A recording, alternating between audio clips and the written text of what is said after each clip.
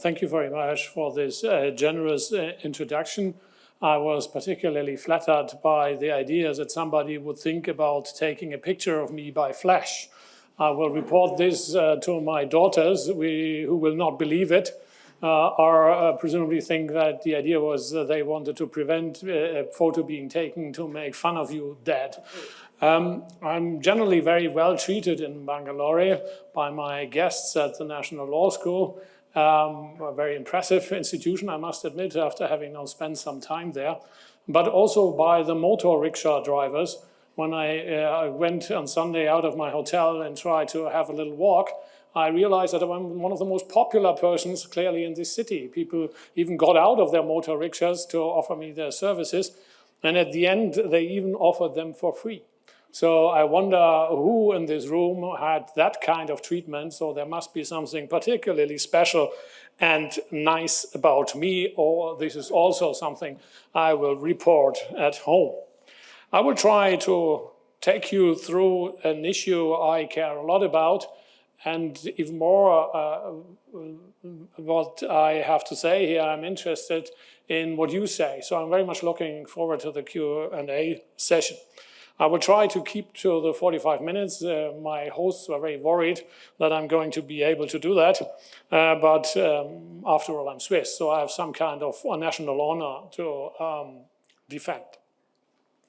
I would like to start with this gentleman, this melancholic Danish Prince Hamlet, who reflected about the rotten court of Denmark, which is, of course, nothing else but a vision of a certain state of affairs, and sought destruction around himself in the course of his dealing with his surrounding, and came to the conclusion that despite human beings are admirable creatures, man delights not me.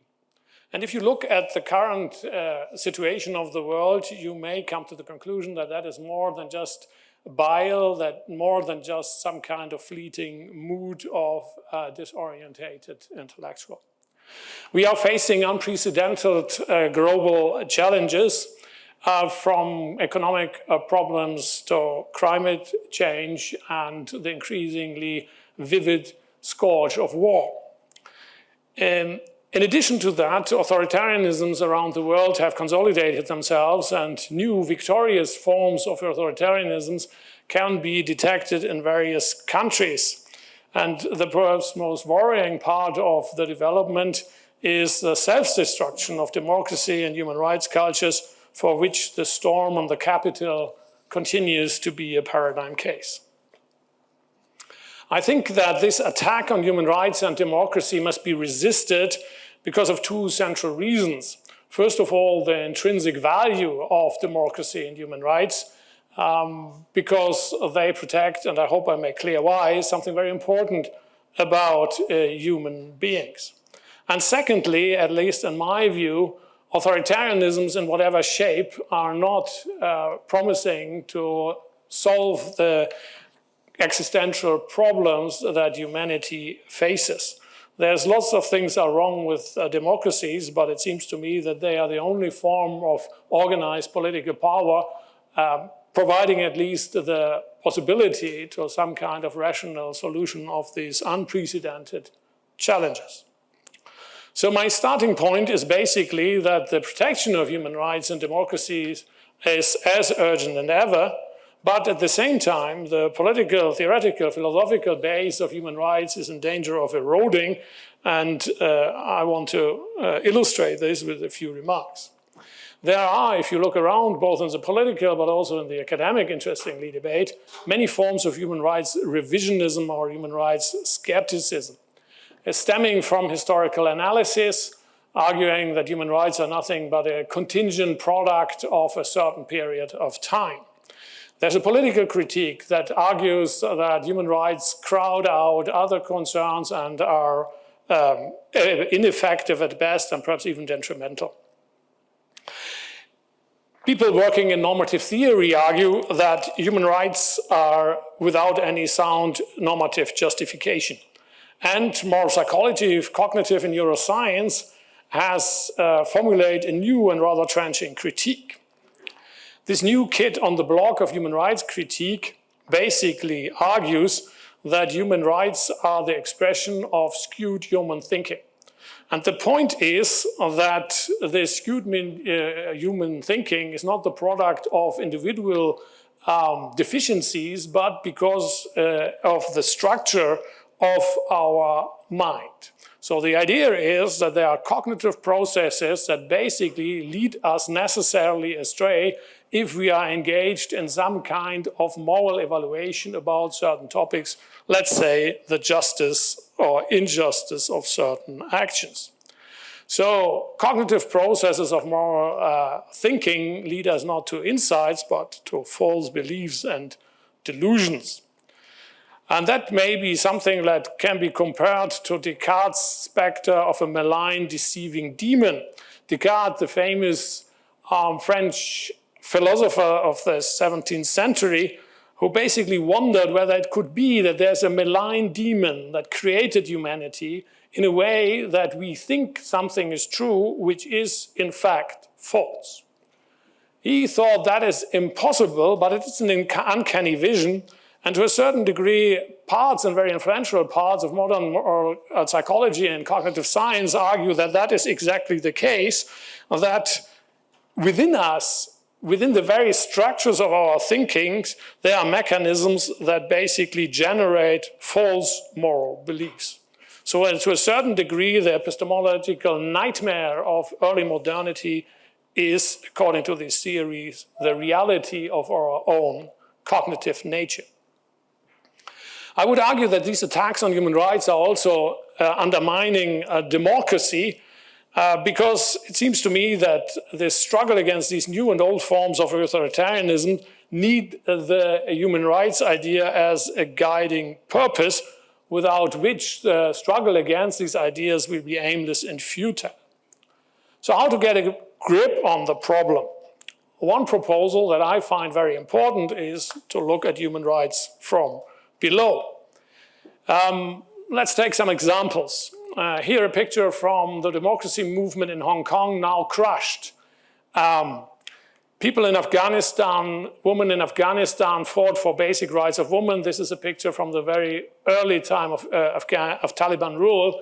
Of course, the situation has deteriorated dramatically since then. This is a picture of people demonstrating against the junta in Myanmar. You can't see that, but that is one of my favorite placards. They say, democracy is more important than husbands. And that is why they wear wedding dresses. Please clarify among you for which couples here it is true that democracy is more important than husbands. And if that creates problems in your family life, I'm not responsible. Indian women who protest against sexual violence, and of course, women from Iran who claim freedom to wear or not wear religious symbols according to their wishes, which is, of course, standing for more liberties in that society. And there's a new challenge. We have to think about the rights of future generations. We have to think about something like the diachronic universality of future generations and their possible rights. Just yesterday, there was a landmark decision by the European Court of Human Rights, one of the most powerful courts in the world, about human rights-based claim to climate action by a group called Klimasenioren. They're actually coming from Switzerland. Elderly persons, ladies, who won that case. And that means that now there is, within the European context, the possibility to actually ask governmental action on the basis of the protection of human rights. That creates all kinds of interesting conceptual questions also for the universality of human rights. This global human rights activism, I think, raises an important question, because for all those people around the world, the justification of human rights is not a question, but the reason for action, and often courageous action. So the question is, why is this so? What is the reason for what I would like to call the charisma of human rights? Why are people attracted to it? Why do they fight passionately for this idea? why do they cross cultural and religious divides? So what is so important about it? Exploring this question, I would like to defend 5 theses. First of all, human rights have deep roots in history. And that is not an anachronism, nor does it lead to some kind of teleological account of history, or perhaps even a theodicy in disguise. It is also not a tool to legitimize current ideas by some kind of backward projection of current ideas. And the key to understand this, I think, is that the history of human rights has to be broadened and include elements that are not explicit human rights, but are the building blocks to form that idea. Secondly, human rights are well justified by, I think, 3 things. A theory of human goods, a political theory that spells out the existence conditions for human flourishing, and thirdly, normative principles. Thirdly, contrary to what some influential voices say, psychology, cognitive neuroscience, and evolutionary theory do not offer compelling arguments to think that the idea of human rights is some kind of cognitive illusion. No insights from moral psychology actually undermine the idea of human rights. On the contrary, there are quite interesting theoretical options to construct an alternative theory of moral cognition, and I will come back to that at the end of this talk, if you are still there, which is an open question, of course, to actually account for these basic moral intuitions. Fourth, and I think very importantly, understanding human rights, their history, justification, and their cognitive reality tells us something important about what kind of creatures we are. It tells us something in the mirror of these normative phenomena about our inner self. So it's part of this old project to understand oneself, to know oneself, not only as an individual, but as part of this very particular species called humanity. And fifth, I think democracy and political autonomy will not survive without some good account of human rights, and the political anthropology of justice and freedom, I think also giving the state of affairs of current science informed by a theory of mind. So let's start with the law of human rights, and let me remind everybody that human rights are today protected in many ways. There's a multi-layered human rights protection by national, constitutional, regional, and international human rights instruments. A central catalyst for mandatory international human rights after the Universal Declaration, which was just non-binding international law, was the International Convention on the Elimination of All Forms of Racial Discrimination, actually the first binding human rights treaty. And the key actor to actually bring this about was then post-colonial and democratic Jamaica. That leads me to a point that I would like to emphasize, namely the crucial role of what is called the Global South in human rights history. And one example you may be familiar with is the important role that these 2 ladies played, Lakshmi Menon and Hansa Mehta, in the drafting of the Universal Declaration. In the preamble of the Universal Declaration, you have an explicit reference to the rights of man and woman. This is the work of her, Lakshmi Menon. And you have in Article 1 at least a reference to the rights of human beings. That is the product of the courageous action of Hansa Mehta, talking here to Eleanor Roosevelt, who thought that that was not necessary.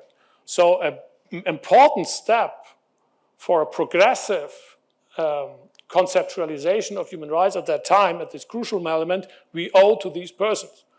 I'm not sure I understand why a lot of people who talk about the Western nature of human rights forget the very courageous and interesting work of these persons.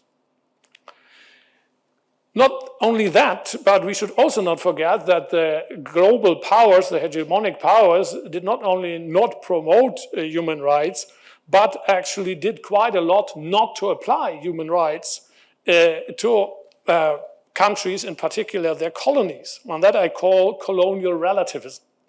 Colonial relativism means the selective application of human rights to imperial states, but not to the colonies.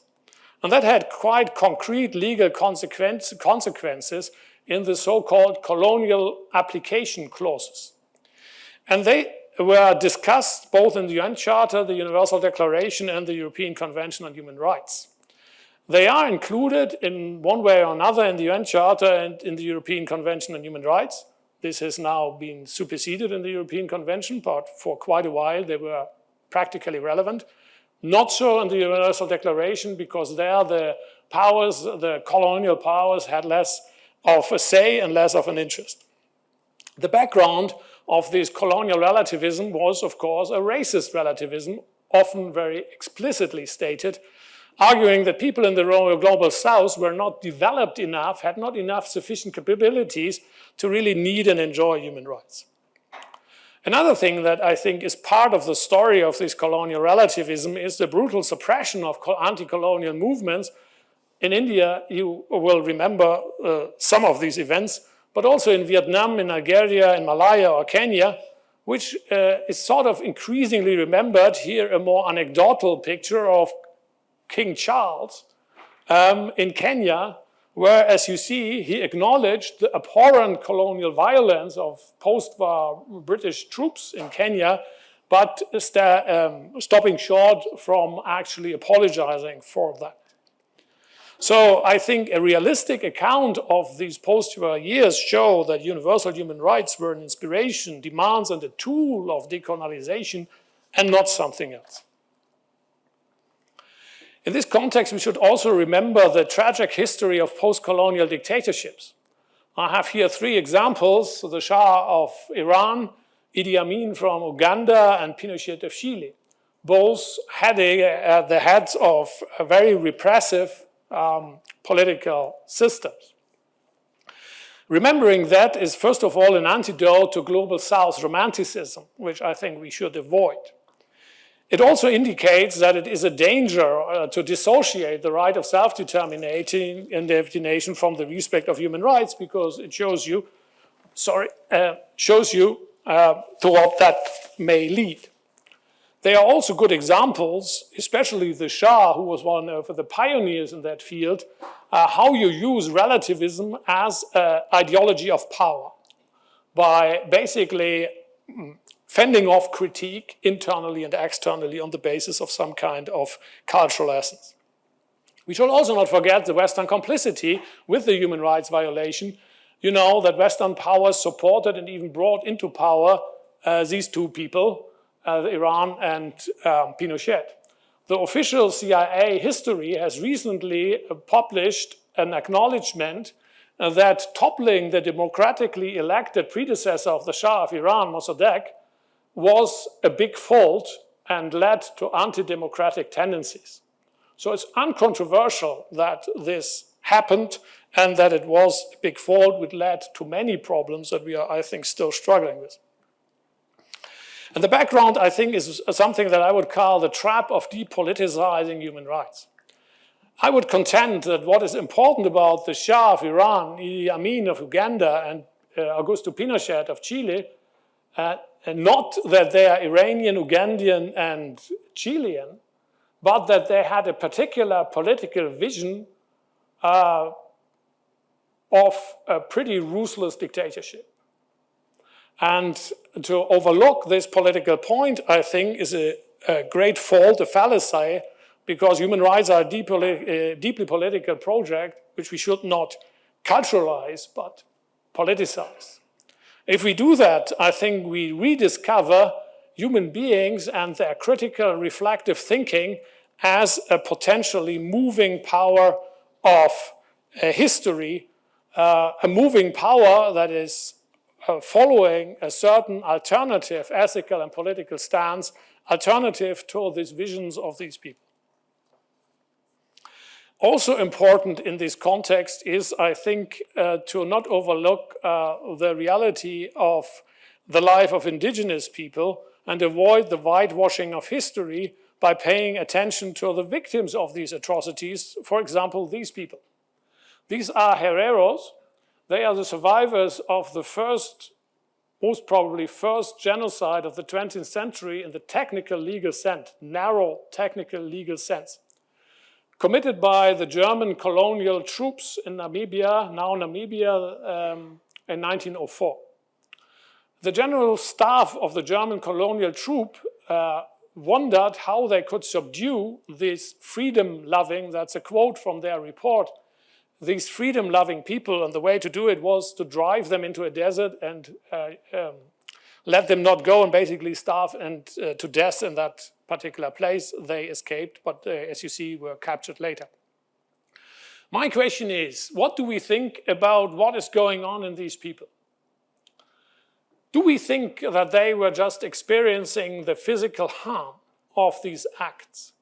Or do we think that they were actually thinking about these matters in normative terms? Not in the language of modern human rights, but in normative terms that would translate in some things, some forms of appreciations of the injustice of these events. Another example from colonial courts, British colonial courts, who were dealing with slavery and people who were enslaved. Even officially, slavery was abolished in colonies. Here is a woman who was enslaved, Yaling Dabo, and that was negotiated in a court case. So this is now from court protocols, so filtered obviously through that, but still I think telling. So here's a quote. That's what Yaling Dabo says. "It was against my wish that prisoner came to me at night. Being a slave, I was afraid." All of you know, of course, what is hidden after these dry words, that the prisoner came to me at night. "I was a prisoner as a slave. Nobody has put the word slave into my mouth. Prisoner himself used to tell us that we were his slaves. That is all the reason I have for saying I am a slave. It is not because I was beaten that I say that I am a slave. All the world beats. Not because I make rice farms. If you are in the hands of a person, if you are born free, you will know." So again, I would like to ask you, what is our perception of what is going on in this person? Presumably illiterate, certainly not having read any kind of sophisticated philosophy of ethics. Is she just reporting the brute fact of harm, or is there perhaps a normative dimension to her suffering? Did she, in whatever terms, think that she could justifiably demand that this not happen, and that her slaveholder was bound not to rape her, even though perhaps the customs of this society were on his side? Very importantly, why do we assume this naturally for a European woman of that age, but not for her? What are, conversely, the reasons to think that the experience and the evaluation of such events by African and European women are basically sharing some crucial common elements? So does rape perhaps only constitute a normatively evaluated harm if you went through the history, I don't know, of European civilization? And what about Dabo's longing for freedom? Has it a normative dimension, or was it just some kind of non-normative wish, like I wish I could fly? If one thinks that it is highly implausible to think that nothing of this was happening inside of Yaling Dabo, if you are thinking that to deny that there was a rich inner life and also a rich inner life of moral categories, and to deny this would perhaps be tainted by racist prejudice, then it's an incredibly interesting question to try to find out what these normative concepts actually were. What seems clear to me is at least that these people were not just blank slates. So if you pursue this kind of broadened history of normative concepts, normative concept building, breaking through narrow barriers of perception that I think exist, you come up with certain building blocks of human rights which concern different things. First of all, the substantial content of human rights. So for example, this longing for liberty that Yaling Dabo was just talking about, or the material means for a dignified life. But also you will look for the specific normative category of subjective rights or claim rights. There's a very interesting discussion in academic literature that actually subjective rights were invented, you may guess it, in Europe by the so-called glossators. These were commentators on the rediscovered Roman law in the Middle Ages. I think that is widely off the mark because you find in antiquities, in different contexts, in different cultures, many manifestations of this particular normative category, including indigenous societies, of course, and the global south. They may be implicit or explicit, but certainly present. So if I may reformulate an infamous saying, human rights are not the white man's privilege, but a heritage of humankind. Let me address now a very important problem of the theory and practice of human rights, namely the problem of exclusion and inclusion. One thing that haunts any human rights conceptualization is the incompleteness of human rights catalogs and the problem of exclusion. In many historical predecessors, some justified rights were not included and pretty unplausible rights were included. Two examples, famous examples, of two gentlemen you all know. So Locke, for example, in his defense of freedom of belief, excluded atheists. Another person, perhaps you have never heard of him, but he was historically incredibly important, namely Elmer de Wattel, a Swiss guy, had an incredibly influential natural law theory which directly influenced Thomas Jefferson when he drafted the Declaration of Independence.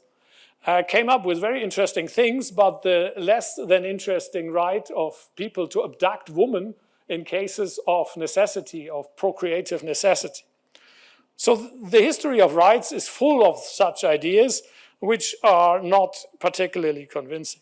And of course, non-aristocrats, women, people of certain skin colors, religious creeds, were all excluded in one stage or another. So lots of people argue that a document like this, the Magna Carta, were actually not human rights documents, but on the contrary, basically the settlement of interest conflicts of powerful elites, here the feudal elites of a certain society.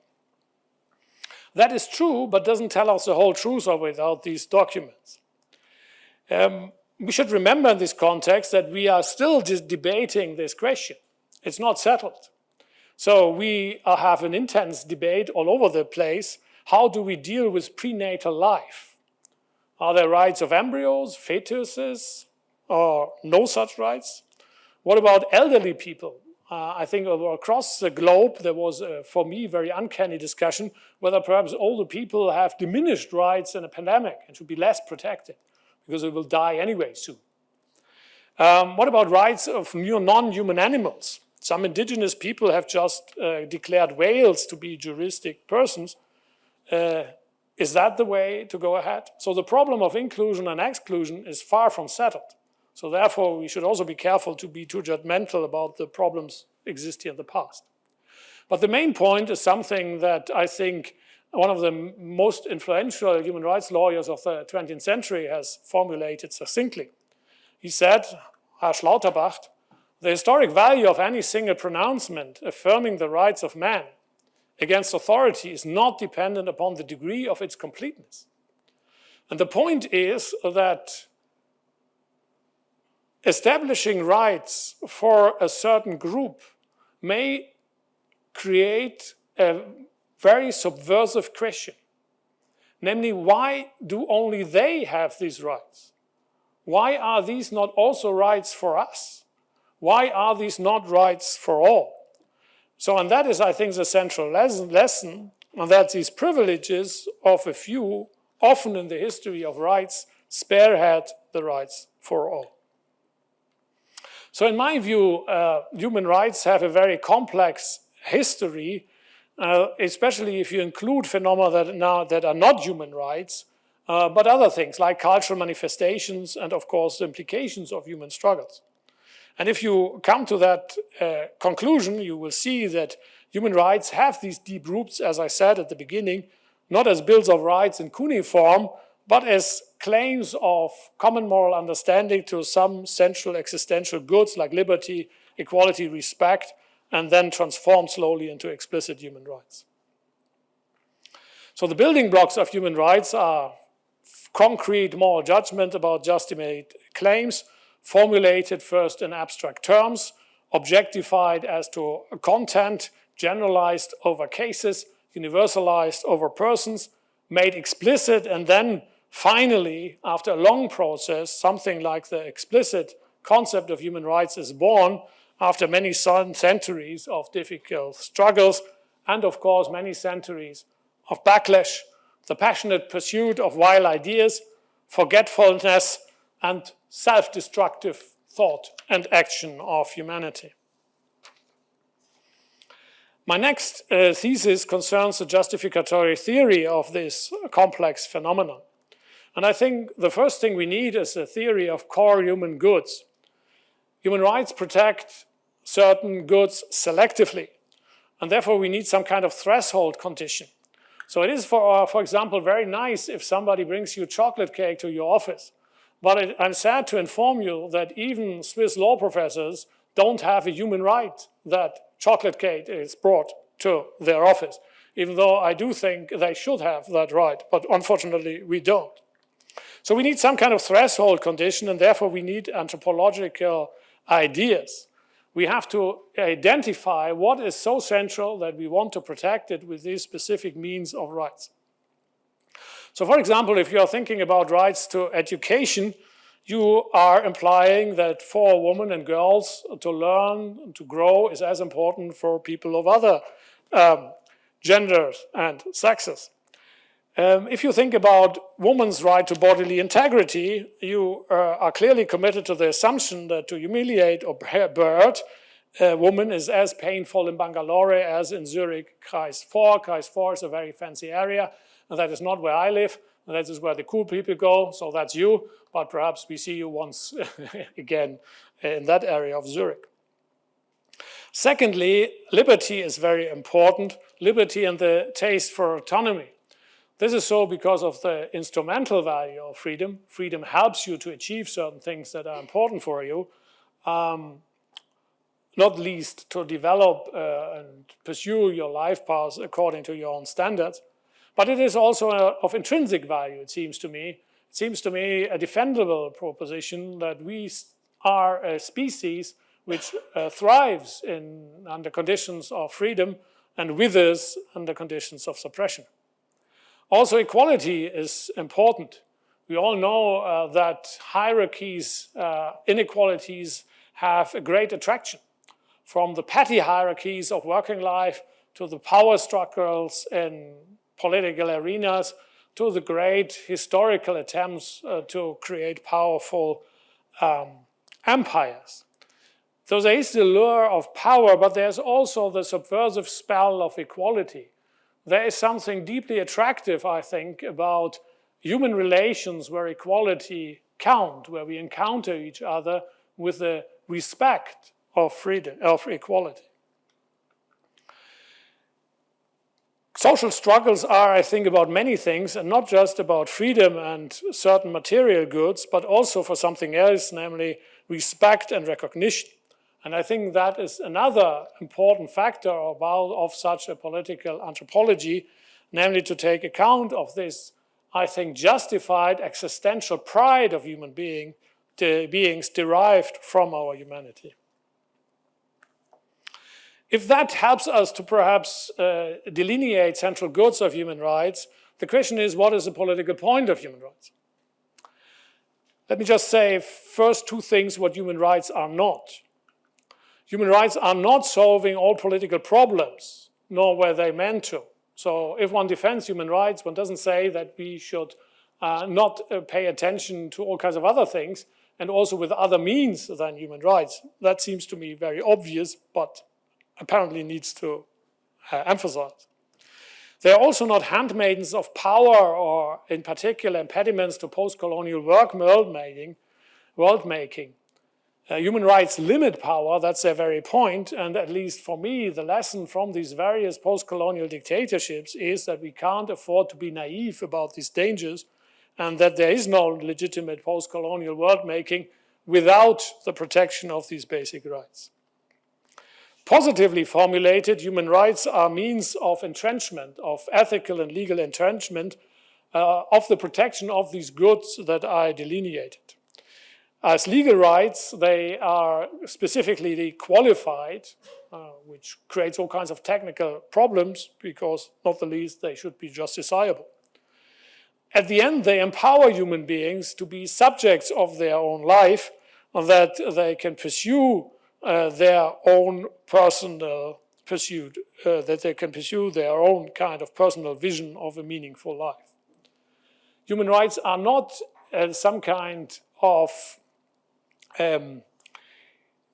problem for a vision of community that has substance, but quite to the contrary, I would say, human rights are a precondition of community, because what they embody is a minimum level of respect that we have towards each other, and they also include duties. If you have rights, that also mean that you have to shoulder heavy normative burdens, namely the burdens derived from respecting the rights of others.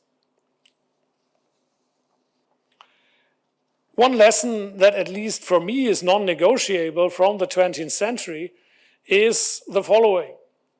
Simply put, human rights are ready to inflict any harm on others. There's nothing that human rights wouldn't do to others.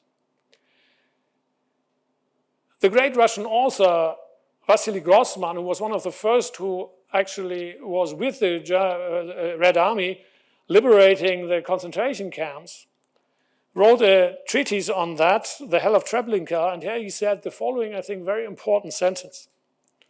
We must remember that fascism and racism will emerge from this war, the Second World War, not only with the bitterness of defeat, but also with sweet memories of the ease with which it is possible to commit mass murder. So I think respect for other human beings will always be fragile. It will be endangered by the many demons residing in the labyrinthal, unfathomable human selves, enabled, nurtured, and unleashed by unbecoming political forces and structures. Therefore, I think no political order can claim legitimacy that does not respect the basic rights of individuals. So what about the normative wellsprings? Well, the first central normative principle is clearly justice as equality, and in particular, the strict equality of worth of human beings, now encapsulated in the idea of human dignity, which limits the scope of possible discrimination and differentiations in a society. And therefore, only an equal system of rights is a legitimate system of rights. The second normative wellspring, I think, is solidarity. So the duty to care for the goods of others, at least to a certain degree. So if, for example, a speaker who delivers a deplorably bad talk on the arduous pursuit of dignity collapses, you may feel liberated because your politeness keeps you here, whereas in fact you really want to go and have a drink somewhere else. But I will still think that there's a basic duty to at least pick up your phone and call an ambulance. That much care, I think, we owe for each other, and we owe to each other. And as human rights are concerned with so important goods, this duty of solidarity also implies that we have a duty to foster the enjoyment of these goods and also the instrument of this protection, namely the instrument of human rights. So both the protection and the fostering the protection of this instrument is a duty of human solidarity. At the end, we have to answer a very important question, namely, why do humans count? And that is the answer connected to human dignity. It is evidently senseless to protect all those goods if the being that actually enjoys these goods is itself a worthless being. So we have to make a case why we should actually respect human beings and all human beings equally. That's a difficult question. I would just shortly present two reasons for that. First of all, it is derived from the universalization of, I think, an existential fact that in principle for all human beings, his, her, their way of life is an intrinsic good. And if we universalize this experience under principles of justice, there's a claim to be respected as an end in oneself, universally so for all. And there are also, I think, axiological consequences of the human form of life. If we think about us as thinking, understanding, feeling, creative, mortal, free, and responsible beings under moral law, so we may think that human dignity is justified.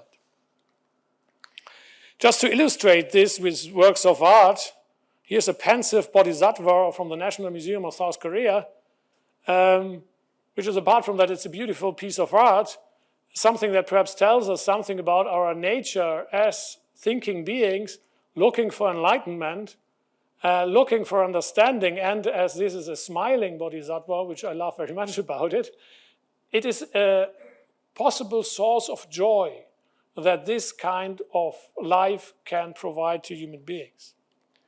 Another example stems from the exhibition I saw on Sunday of Nandalal Bose and his murals, where he celebrates Indian village life, which I think also tells something about this particular way of human life and its intrinsic sources for the respect that we owe to human life. My last example is from the famous street artist Banksy from the Ukraine, where he painted, as you know, one of these famous graffiti paintings in a destroyed building, obviously celebrating human freedom and the ability to create in a movement something else than this horrible context of destruction and transcend these horrors by an act of beauty. Let me turn to my last big element of my talk, so there's hope that I'm roughly in time. And that is a new kid on the block, namely moral psychology and neuroscience. The task is important, namely to try to understand how something important of human beings work. All of you have engaged in some kind of moral evaluation. And you have done this not with your hands, but with your mind. The question is, how does that work? And that's a serious question and a difficult question, a task, to say it with John Locke, requiring arts and pains, because the understanding, like the eye, whilst it makes us see and perceive all other things, takes no notice of itself. There is a possibility, as it is considered in the philosophy of language, that perhaps something is bewitching us by these cognitive machineries that we try to discover. So Wittgenstein famously said that philosophy is really about the bewitchment by language, and perhaps we are also bewitched, but not by language, but by the structure of moral cognition. I would like to give you an example of that kind of argument here, a very influential theory derived from what is called the dual process of the mind. The idea is that certain what is called deontological judgments, like human rights, duty-based judgments, but also rights-based judgments, are cognitive illusions because they are generated, and that is then supposedly proven by certain neuroimaging studies, by the emotional centers of the brain, more concretely the ventromedial prefrontal cortex. Human rights, so the stuff that we are talking here about, are post hoc rationalization of these gut reactions, which we should overcome, and we should actually favor utilitarian considerations which are regarded as rational and produced by centers of cognitive control, more precisely the dorsolateral prefrontal cortex, another area of the brain. That's a complicated matter. Let me just say two things. First of all, there is contradicting empirical evidence. And perhaps in the discussion, if you're interested, I can give you some examples for that. So it's far from an empirically really uncontested case, or rather to the contrary. And secondly, conceptually, this idea is self-refuting because utilitarianism itself relies on principles of equality. The point of utilitarianism is that you count all forms of happiness equally, and that presupposes that there is some underlying principle of equality that is the non-utilitarian precondition of utilitarianism. And that leads to self-contradictions of this theory. So what is a better way forward? Let me sketch that. It's a theory of moral cognition which basically draws its inspiration from an observation. Namely that moral judgment is derived from what I would like to call a structural analysis of certain things, namely intentions and actions. Your specific internal states. So if somebody throws now an object at me because you're too bored to stand this talk any longer, it's an interesting question what kind of intentions you had. Did you want to hit me? You just wanted to scare me? And so on. So this is one element, of course, for lawyers, an evident element. Then certain cognitive processes generate an ascription of normative status. For example, that something is just, unjust, right, or wrong. For example, a certain intention. For example, the intention to help others in need. And this normative status that you ascribe to this perceived action or intention has volitional and emotional consequences.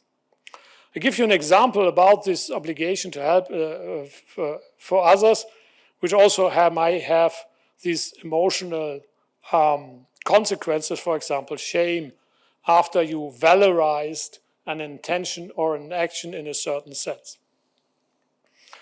This happened not far away where I live in Zurich. That's a little river where the French mineral water companies take their water from and sell it to India.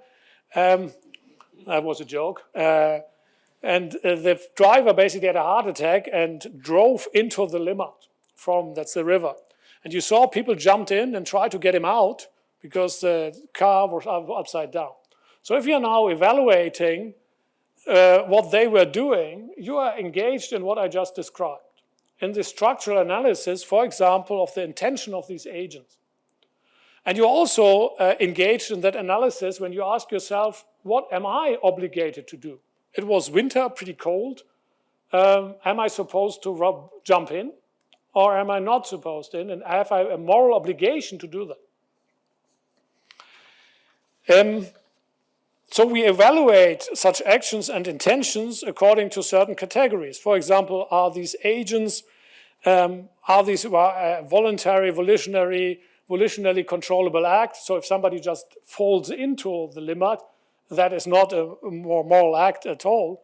And what kind of intentions exist there? Was there really a direct intention to help this person?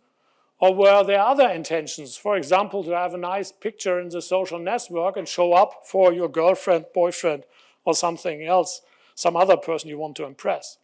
And that seems to me that it has direct consequences for our moral evaluation. What is also interesting are what kind of consequences this act actually has. After mapping such an action or intention according to these categories, you then apply certain moral principles. For example, that the direct intention to help people is actually morally good. And that leads to this moral judgment with volitional and emotional consequences. So that is what's going on. You are analyzing a situation according to these categories. You come to a conclusion, apply moral principles, create a moral judgment, and then that has complex consequences. All of this is going on inside of you, and all of this has to be conceptualized and understood if you really want to understand how moral psychology works. This is, of course, Socrates, who had something to say about moral thinking. So in my view, the constitution of moral cognition consists in certain normative categories like agencies, duty, rights, and a specific normative cognitive space that all human beings share with what is called qualia, certain introspectively experienced, qualitatively distinguished states, experiences. So you all have in your life experienced an obligation to do certain things, and that is one of those qualia. There are a limited set of objects of possible evaluations like intentions, actions, and so on, but not, for example, your decision to start your hike in the Swiss Alps with your left foot and not with the right foot. That is a morally irrelevant action. And there are substantial principles like justice, proportional equality, altruism, and I think respect and perhaps non-instrumentalization. For the experts of you have thought about this, you may be familiar with the famous trolley problems. that may illustrate this, again, something that may be of interest for the discussion. So that is not a wholly speculative theory, but there's all kinds of evidence. You can analyze moral judgments, try to find out what is going on. You can do experiments, and very interestingly, you can engage in child psychology, and it seems to me very clear that the picture of children having no initial moral concept is empirically untenable. Children have very much such structures, and it's an interesting task to find out what they are. Ladies and gentlemen, you have almost done it. So if you do this to show that you're a virtuous person and you earned the drinks that you have afterwards, you're almost there. So am I breaking Hume's law, the law that you shouldn't derive an ought from an is? I would say no, because any facts of human psychology do not provide normative arguments. But there are three benefits of such a theory of moral cognition.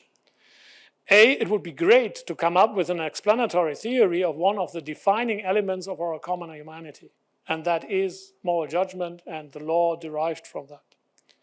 It is also a powerful tool to convince and to criticize unconvincing psychological theory and distinguish politically motivated ideology from real sound psychology. And I think this picture draws a certain contour of our own form of life. I started with Hamlet, and man delights not me.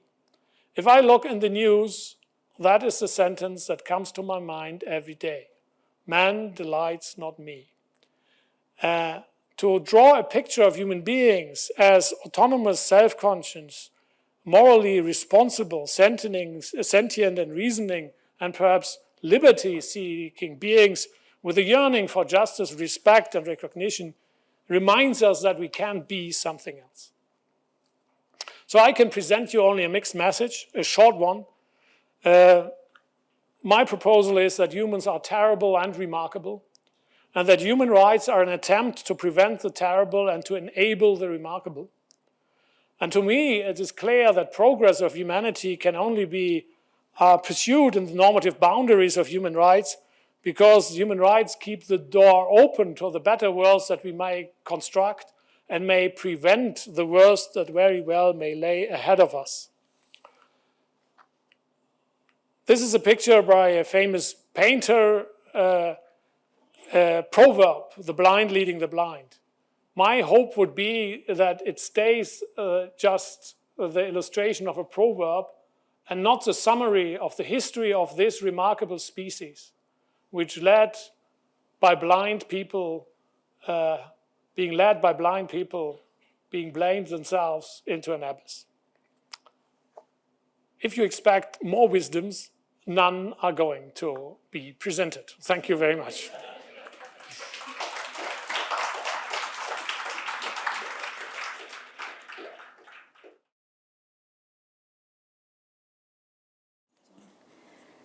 Thank you, Matthias, for that tour de force. There was a lot there. And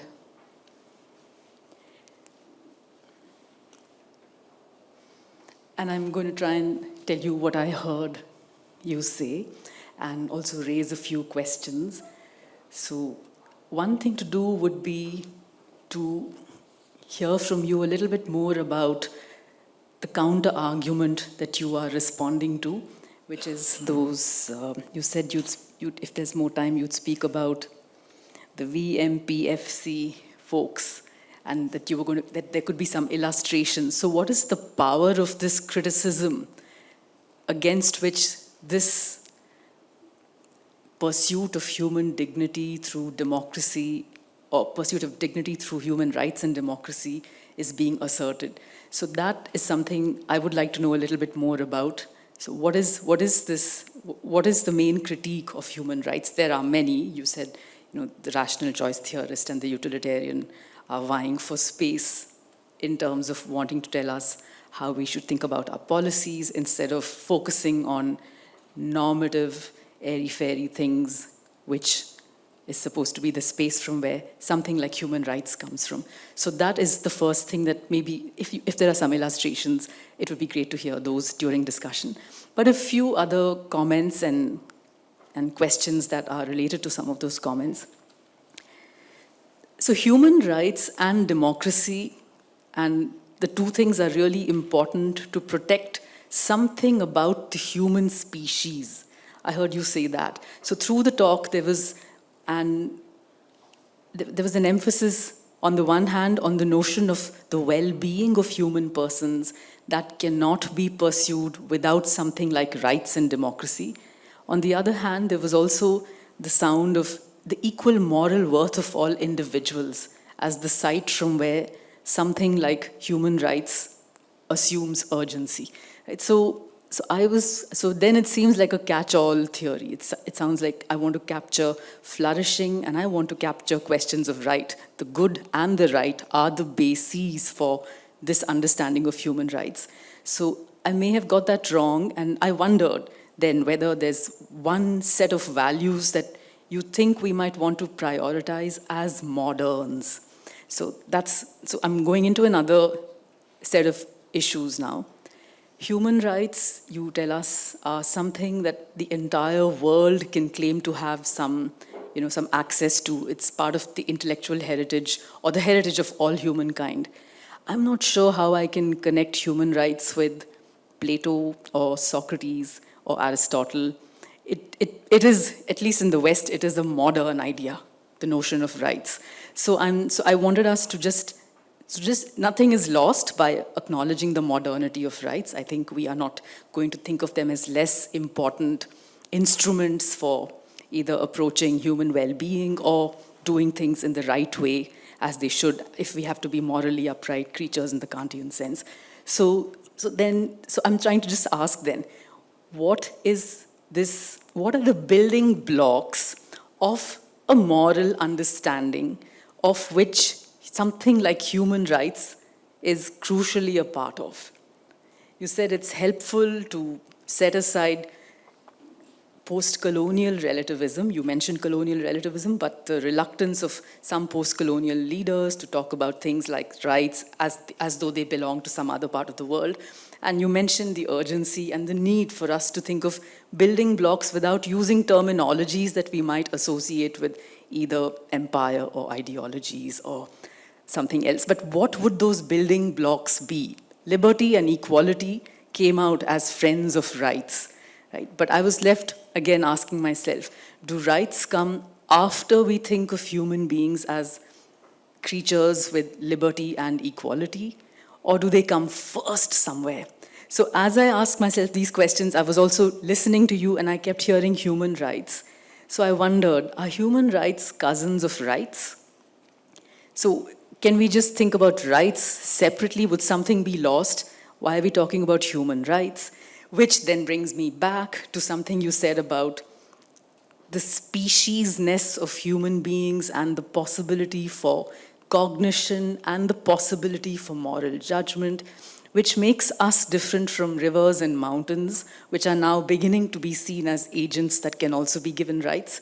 So I think, to my mind, something like human rights is important. The emphasis on human rights is valuable at a time when we realize that we cannot be anthropocentric in some reductionist way anymore. We will just lose whatever we have remaining for all species on this planet, not just ourselves. So on the one hand, we don't want to be anthropocentric, and yet there is something special about being human as well, which maybe this notion of human rights is going to capture better than rights more generally. So then I want to hear a little bit more about that. What would those building blocks, what would that moral furniture look like? Where would rights belong in the attempt to make rights seem like things that are of urgency to us as human beings?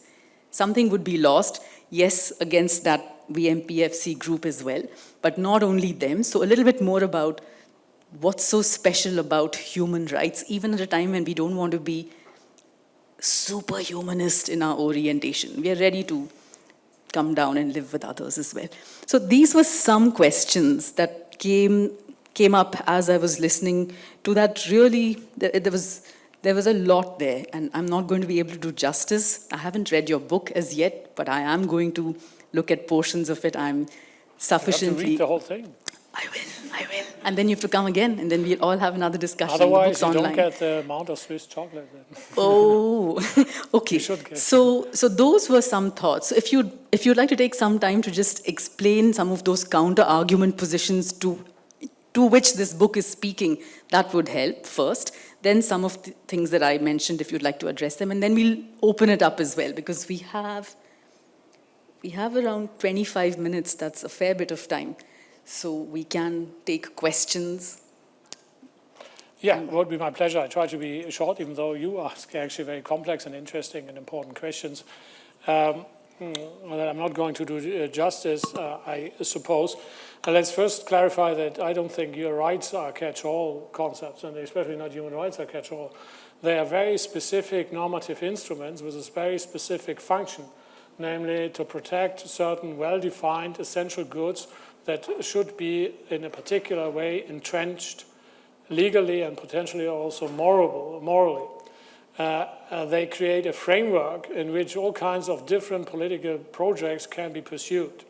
So you can have different views on tax policies, on the right way to have a religious life, but you're not allowed to do certain things to certain human beings.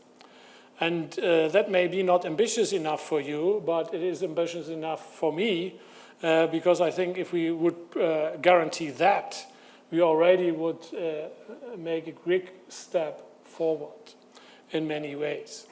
And if you look at some of the atrocities today, you pick the ones that you care most about, it is pretty clear that just the promise that your bodily integrity is protected, that your basic freedoms are protected, would also be a very important precedent. I would like to remind people that people are dying for these things, and that indicates perhaps how important they are.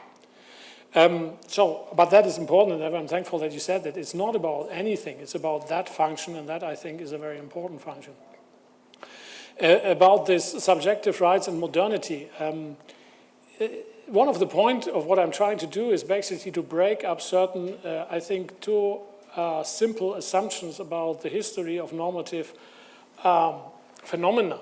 And it is certainly the case that subjective rights are something that you find in the oldest texts that we have, and you can assume that in oral traditions you had the same thing. So subjective rights are not at all a modern invention. And the argument I'm trying to make is that when you are trying to write a real history of human rights, it's an error to look for the term human rights, droit de l'homme or whatever. But you have to look for some other expressions, and that is especially important, and that is why I dwelt a bit on these indigenous people. Yaling Dabo, this slave woman, was not talking about human rights, but she was talking about human rights. She was talking about her claim that she was not to be the victim of certain forms of sexual violence and exploitation. And I think this implicit notion is also very important. So I am a friend of a radically anti-elitist conception of these things, which really looks at various forms to express things. I don't know who are the persons you learned most about the fundamental rights that human beings have. I suspect it is not law professors, perhaps political scientists, but not law professors, but perhaps your neighbor, who embodies a certain respect for you. And this, I think, we should take much more seriously to broaden our perspective of what we're talking about. Then people with this dual process theory of the mind that you mentioned, that's a pretty technical thing. So that is, first of all, an empirical question, which should be addressed with the means of empirical research and the conceptual framework of this thing. The basic point is that you may have an intuition about rights, and they don't deny that that intuition exists, but they say it's basically a hardwired gut reaction, so something that just comes, you just see it that way. You can't change it, but you should disregard it in crucial cases, because there is no fact of the matter. It's not something really that is defensible. And they come up then with an alternative what they think is rational called, utilitarianism. And as I said, there is a science point here, and simply whether these results are true. I just give you, it's a bit anecdotal, but it's a nice study to just indicate the kind of studies, counter studies that exist in that field. It's about the drunken utilitarians. The idea is that this center of emotional control is basically, when it is active, directing you to these deontological judgments. So the idea is, very simply formulated, the more emotional directed you are, the more deontological you are your judgments. You argue with rights and stuff like that. Now, it's a well-documented phenomenon that if you are drinking alcohol, intoxicated by alcohol, you diminish cognitive control. So the assumption would be that the more drunk you are, the more deontological judgments you show. And the interesting thing is that there's a study who really did that, that the opposite is true, that they become more utilitarian. And there is more and more serious stuff of that sort, empirical studies which basically put this whole thing into question, including the whole conceptual framework that I tried to indicate. So there is really a point about psychology and cognition that doesn't, I think, lead to that point. Of course, it's an open question. I presented some kind of ideas. It's an open question what the better alternative is.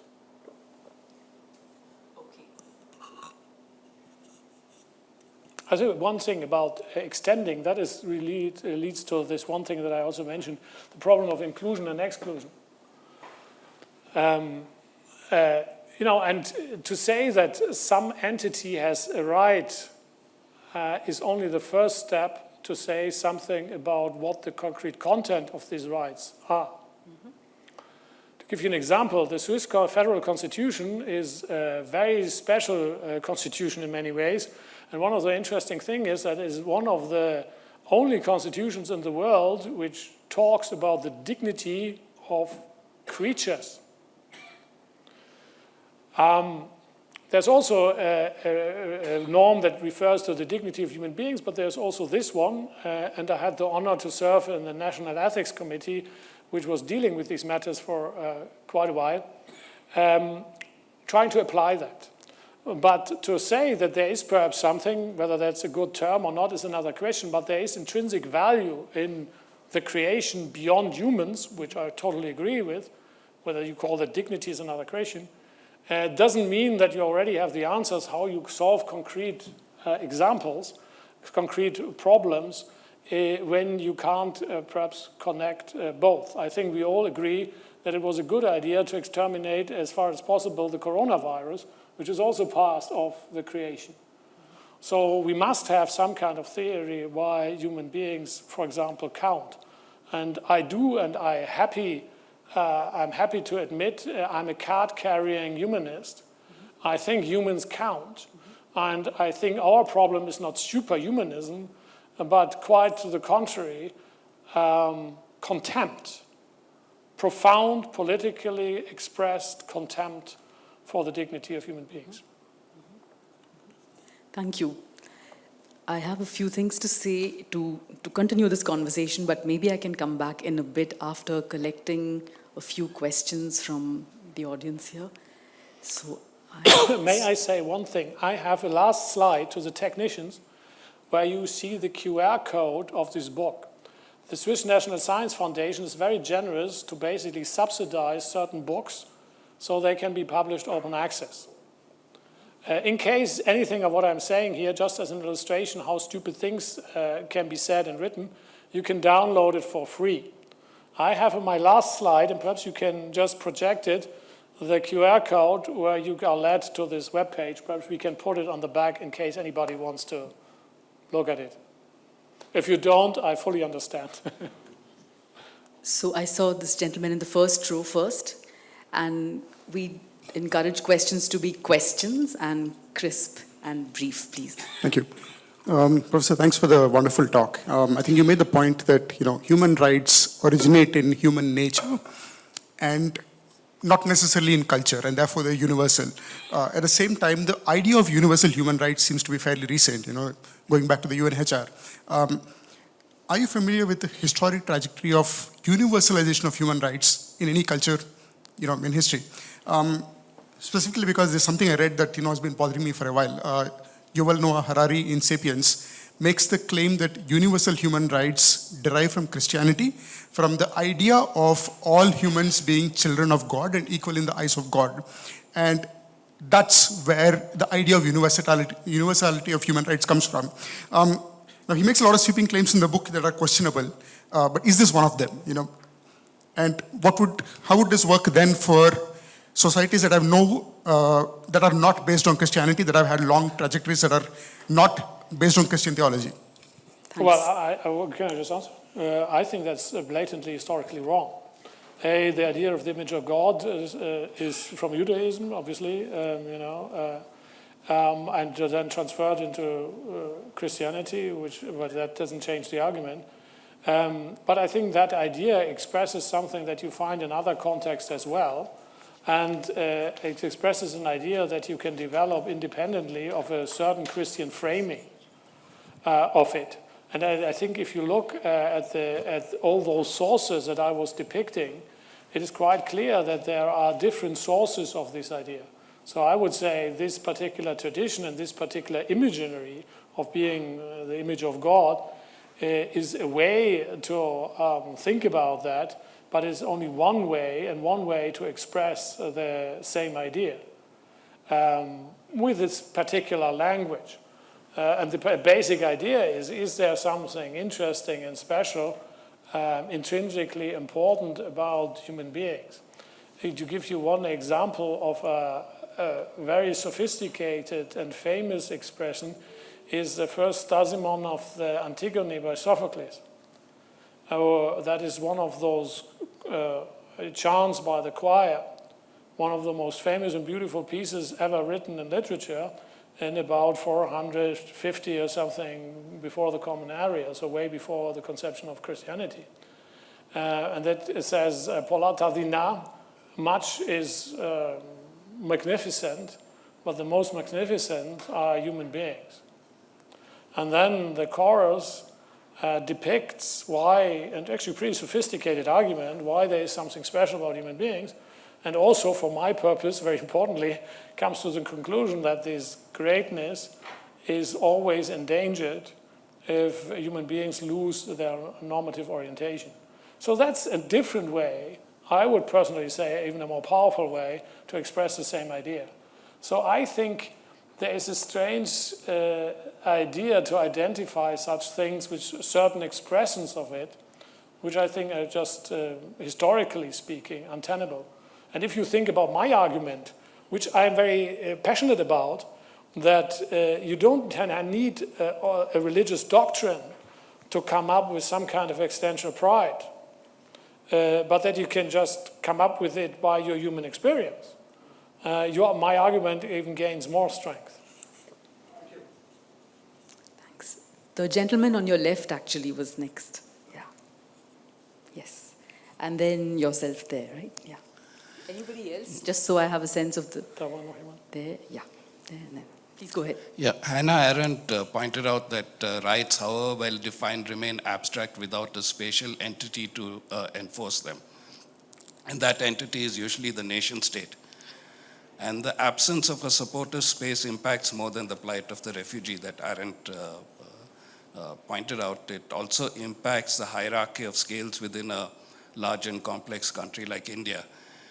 Because rights are defined at the scale of the nation state, but negotiated on a daily basis at the scale of the city and the local settlement. And at the nation state, the bearer of rights is recognized through the concept of citizenship, which is held fairly stable through the protocols of immigration. But one can't transfer that same notion of citizenship to the city, which thrives on migration and mobility. So at the space one which has to really claim rights, there is a crisis of recognition. And you used an intriguing phrase, human rights from below. So how would you apply that idea to this crisis of recognition?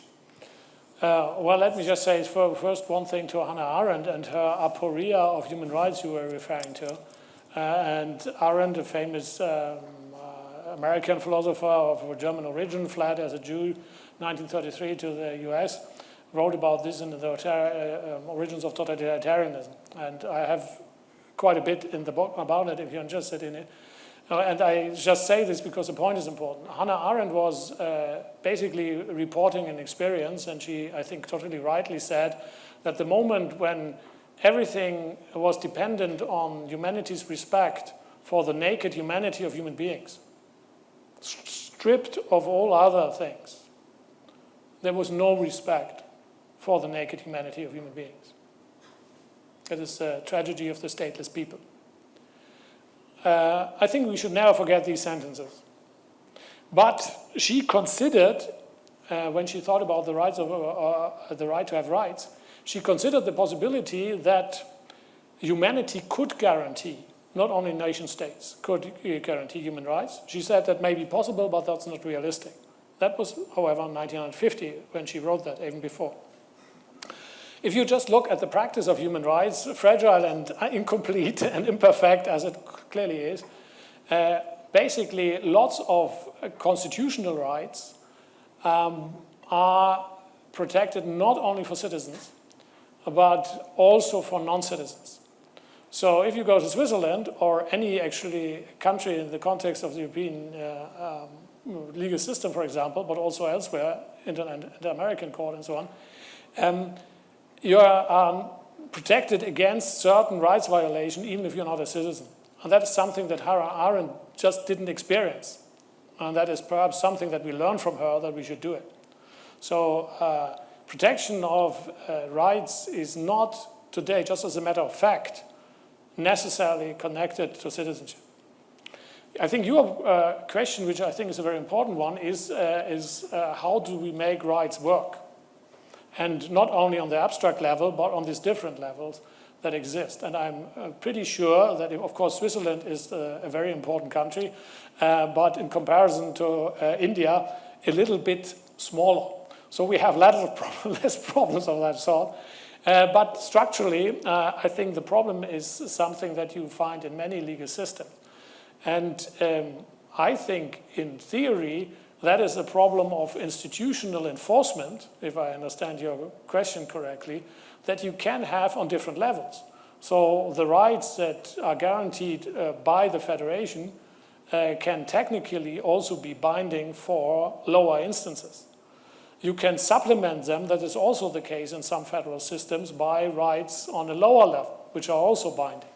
So it's a question of the architecture of these human rights, how to make them actually relevant. There are also many ways to make them irrelevant. But that is a question that only arises, your concern only arises when you made the first step I was arguing for, namely that you think it is worthwhile to try to make them enforceable and relevant in the sense that you are proposing.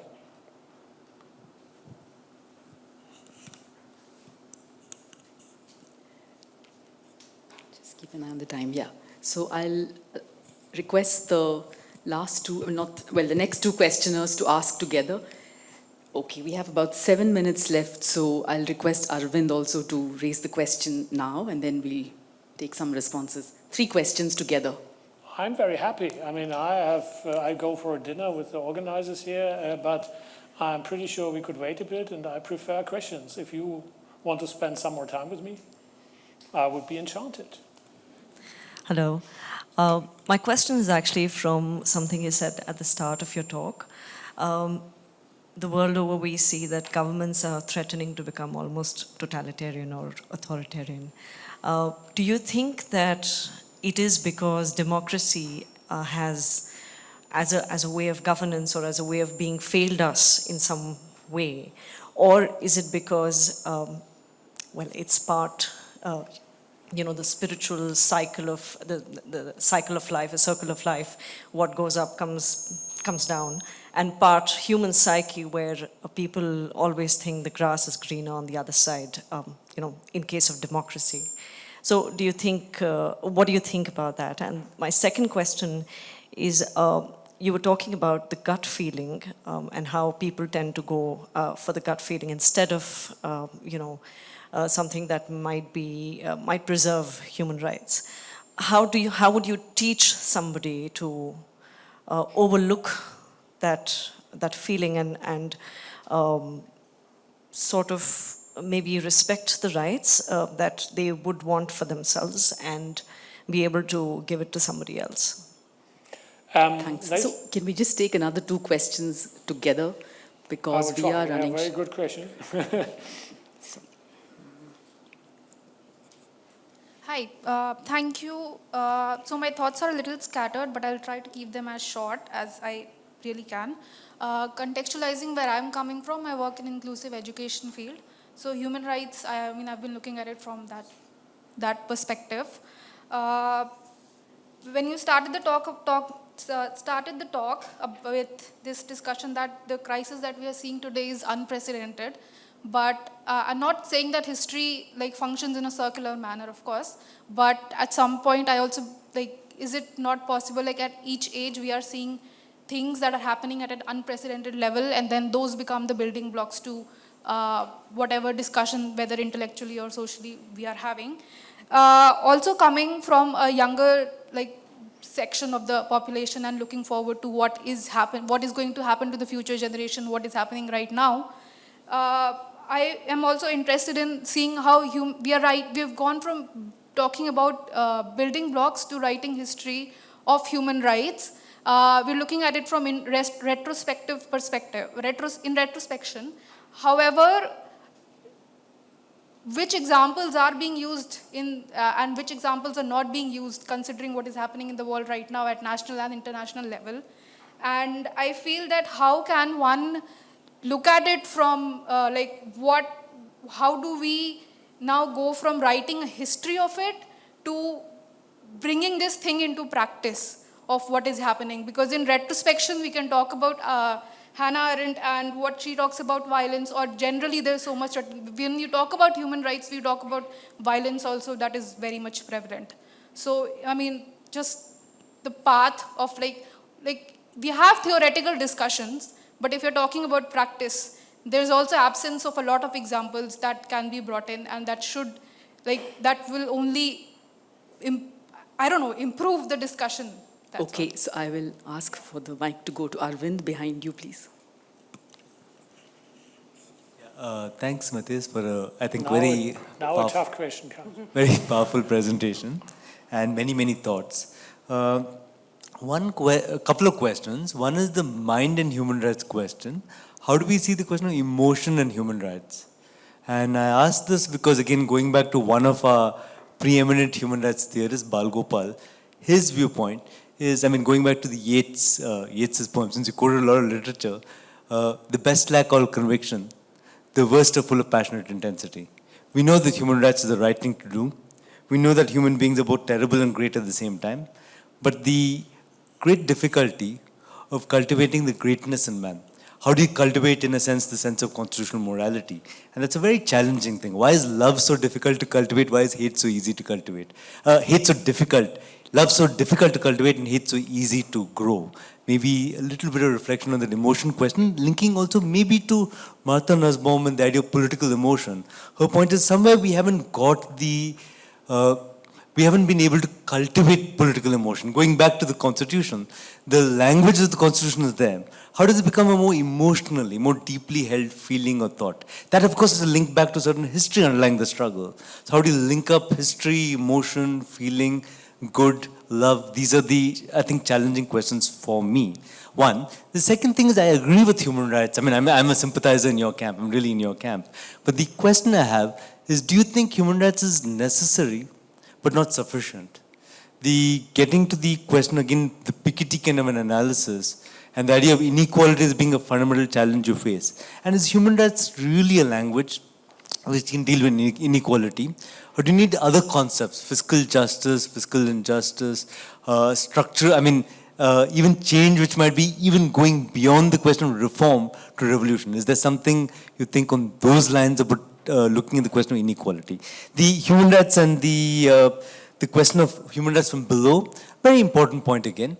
And do you think, I think there's a great deal of work to be done in terms of putting together a history of human rights from below. And maybe that's a most convincing answer, really, of the defense of human rights is your 3 slides.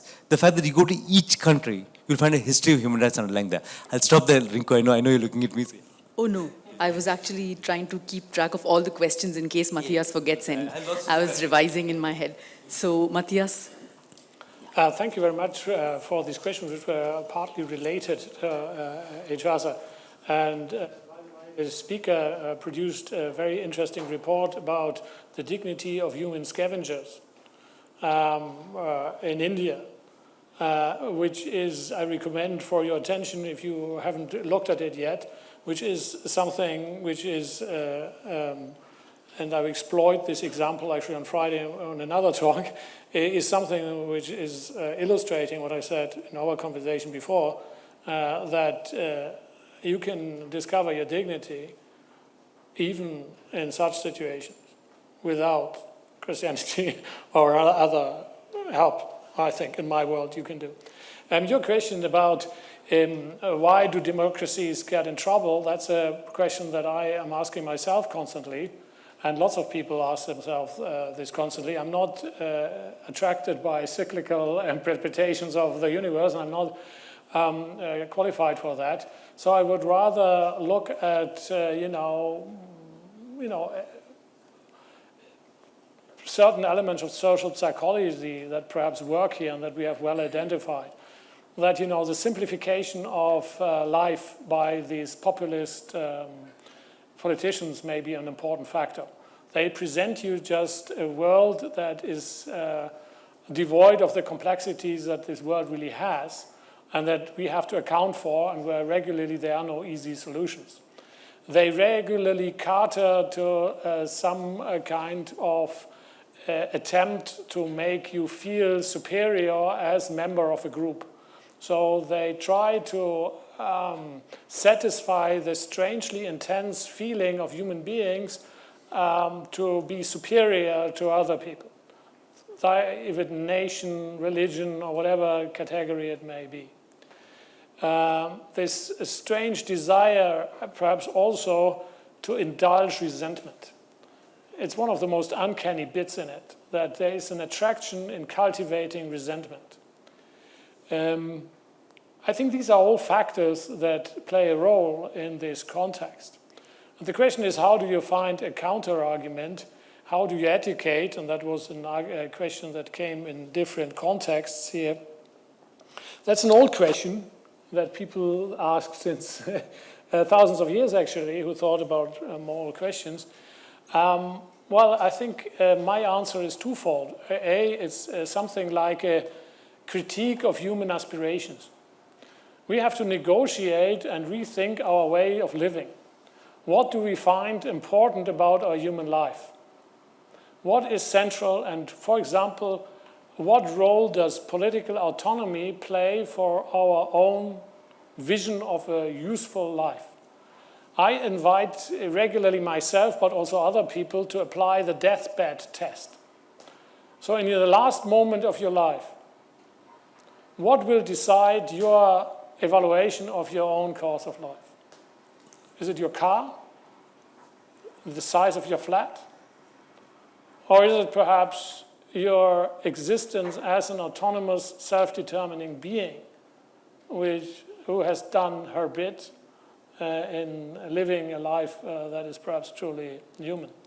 Just to clarify a possible misunderstanding, I'm not saying that human rights are in fact these emotional gut reactions. That is what these guys say and which I criticize. And therefore, of course, I would say they have resources to apply, to argue about these things. To a certain degree, I think we have to present a picture and rediscover a certain picture of human life that has to do also with this question of emotional education that Arvind asked about.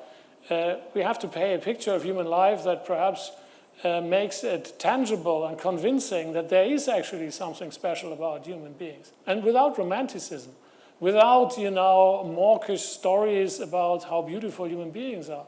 Very realistically, but always again reminding us that there is perhaps something very particular about us, that doesn't mean that we should not regard other things as important, but that we should at least pay to ourselves a certain kind of respect.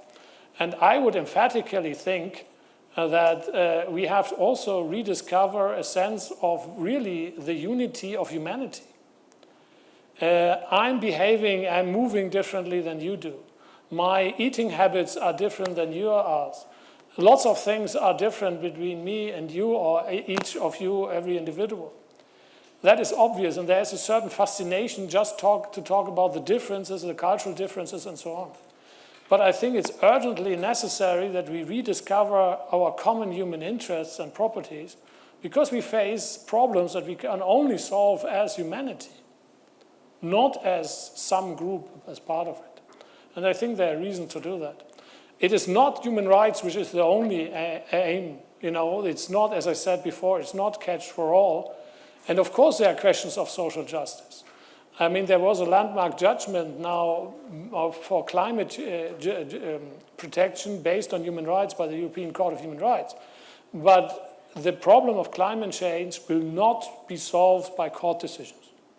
It will be solved, if it will be solved, by political action and by political pressure that hopefully exists, that saves the species from self-destruction. So I'm not at all saying anything of that sort. I have a much more modest aim, and I'm always bewildered that people think that's the only thing I think is relevant.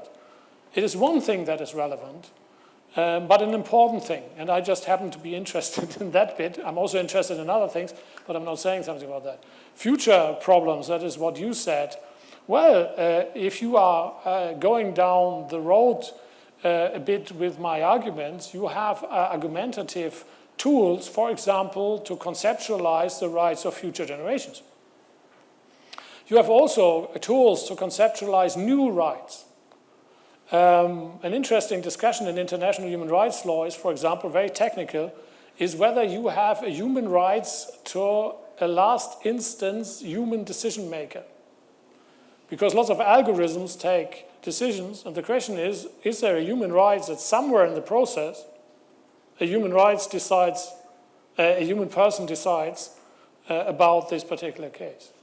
I think with such reflections you can frame the argument. You know what you have, what kind of case you have to make. For example, that is so important that there isn't a human decision maker, that it may be a possible candidate for a human right. So that is not devoid of relevance for these future problems. And to finish with one sentence, which is perhaps unpleasant, but it needs to be said, as far as I'm concerned, when we look in the world, the horrors of the past can be our future. So if we talk about the past, we are talking not just about something that has gone, but that may very well be the things that we will encounter in the future.